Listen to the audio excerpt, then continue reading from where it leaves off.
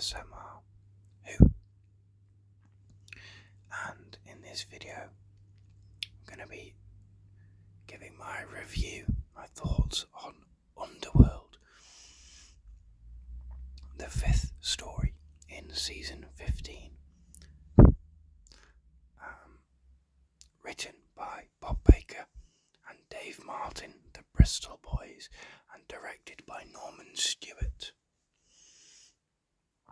Of course, it stars Tom Baker as the Doctor, Louise Jameson as Leela, and John Leeson as the voice of K9. This was an interesting story for me because Underworld has a certain reputation, and it's not a good one. Of course, I think this story is most famous for, or rather infamous for, is the extensive use of colour separation overlay CSO blue screen to create the caves in which the story was filmed. A lot of all the scenes in the caves were filmed. There are genuine sets in this. There's one real set, and then a lot of green screen, blue screen corridors.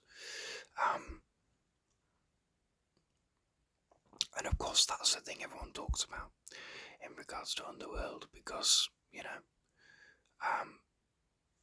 it's very noticeable because there's not many shots of the cave stuff. Is models, right?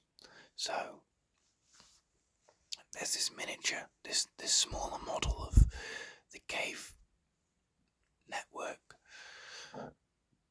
that they've taken lots of pictures of, and then they're using those pictures as the backgrounds, but there's not actually that many different angles and stuff, and it really limits the direction. The director for this, Norman Stewart, having watched the behind the scenes documentary, making of documentary, he was much more of a technician. They talked about how he had worked on The Invisible Enemy, and he'd worked on the scenes that use CSO for that story, where the Doctor and Leela are inside the Doctor's brain, and he had been able to communicate to them what was needed and where they needed to go, and he had worked quite well with that system. And so he got hired to direct this story on the back of that, but I think he found it quite a struggle. It's not a great directing job, but it's very difficult. It would be very difficult to make it a good directing job, I think, with what you're working with. And I think ultimately, the CSO doesn't look great, and they're very static shots, and you can't get close-ups and stuff. But I do think that even if they had shot this on normal sets, conventionally, and the reason they used so much CSO was because of strikes and inflation and stuff, and they just simply did not have the budget to do the final 2 stories of the season with full sets, and so they had to do this, or it was either this or you don't get this story. You don't get 6 stories in a season, and it was something they talked about again in the making of, where Graham Williams, it was suggested that maybe we just scrap off this story and just do the last story and allocate all our remaining budget to that. And Graham Williams said no, because it was his first big producing job, and he had been hired to deliver the episodes on time and on budget, and so that's what he was going to do.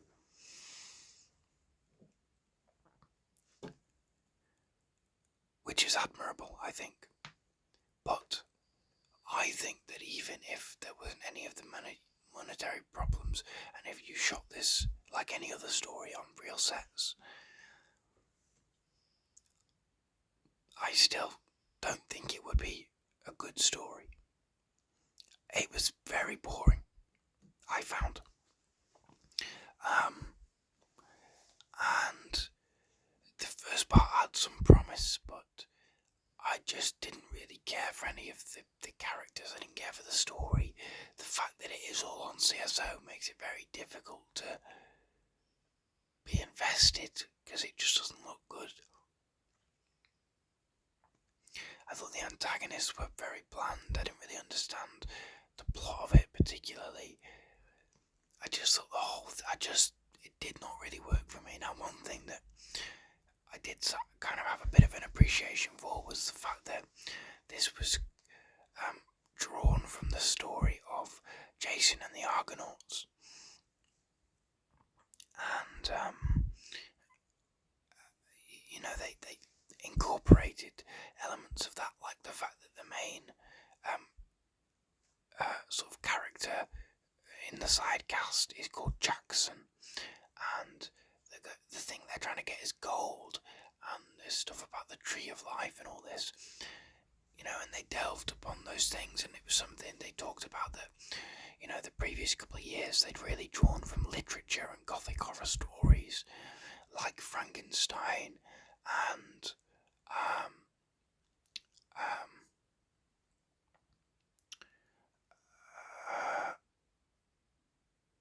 what's the story that Planet of Evil is based on? An Invasion of the Body Snatchers, stuff like that. They had drawn and Robots of Death is an Agatha Christie story. It's a whodunit. The Seeds of Doom is The Thing.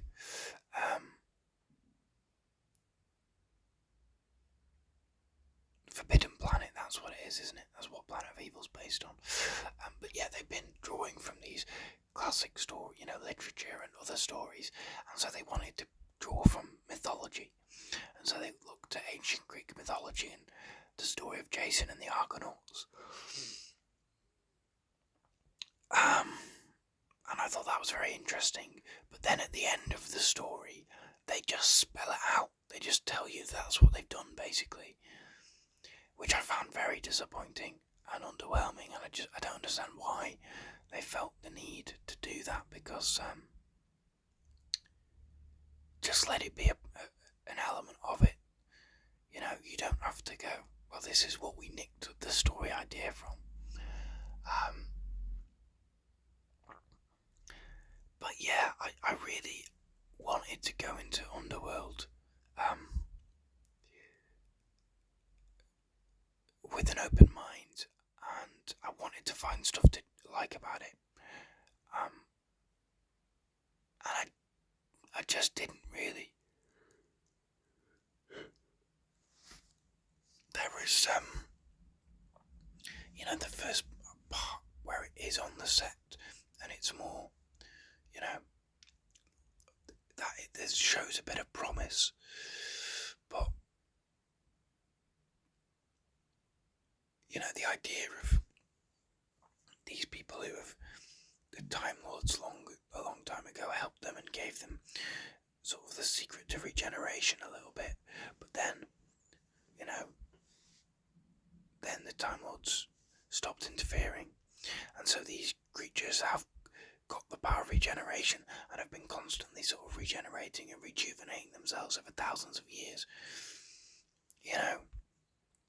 It's interesting, but I think the whole thing kind of, for me, fell very flat, and some stories have bad reputations and I don't agree with them. Some stories have good reputations and I don't agree with them, but this is a story that has a bad reputation, and I can absolutely see why, because it's not very good, and as much as I respect why it looks the way it looks, I think ultimately it is aged terribly, and it just, it's not an engaging story, and it's not directed in an engaging way either. So for me, there's not many Doctor Who stories where I watch and go and really can absolutely say I didn't enjoy it at all. There's really not many where I'm actively like, that was bad and I don't like it. I can find good in most stories, but there's really very little in this. Which seems to be the general consensus. So those are my thoughts. I don't want to spend too much time just dogging on some of that. I don't think it's very good. That's not what I do on this channel. I try to be positive, and if I can't be, then I'm not going to waste my time being overly negative. So those are my thoughts on Underworld. Have you seen it? Do you like it? Am I wrong? For me, it's certainly the weakest of the season so far.